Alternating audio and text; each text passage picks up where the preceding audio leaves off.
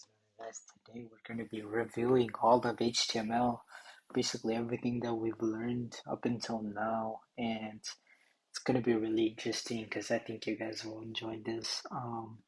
So before I do start, if you're not subscribed to the channel, I do recommend you subscribe. And yeah, so congratulations on completing the first lesson or the first module of HTML. You are well on your way to becoming a skilled web developer. Now let's review what you've learned so far. So if you guys want to learn any of these in depth, all of the videos are before this one in the playlist, so check that out. But HTML stands for Hypertext Markup Language and is used to create the structure and content of a web page. Most HTML elements contain opening and closing tags with raw text or other HTML tags in between them. HTML elements can be nested inside other elements. The enclosed element is the child of the enclosing parent element. Any visible content should be placed within the opening and closing tags.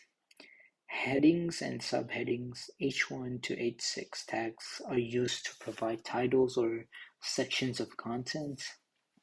The p, span, and div tags specify text or blocks. So this is text, this is specializing text, and this is basically grouping elements together.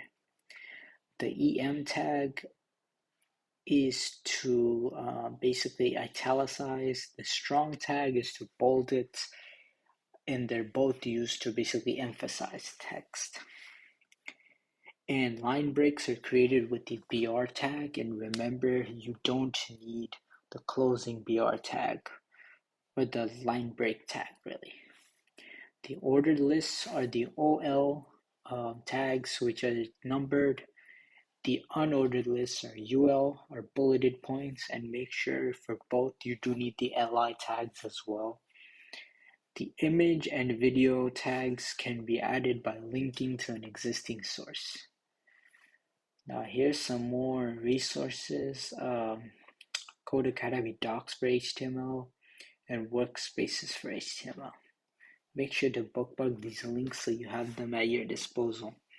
In the next lesson, we'll take that content that you've added to this website and transform it into an HTML document that's ready to go onto the web. Now, that's gonna end it for us right here. If you wanna copy down the code, or really the sole purpose of this is just to practice. So if you've been following along with the previous videos, you probably have all of this already, if not most of it.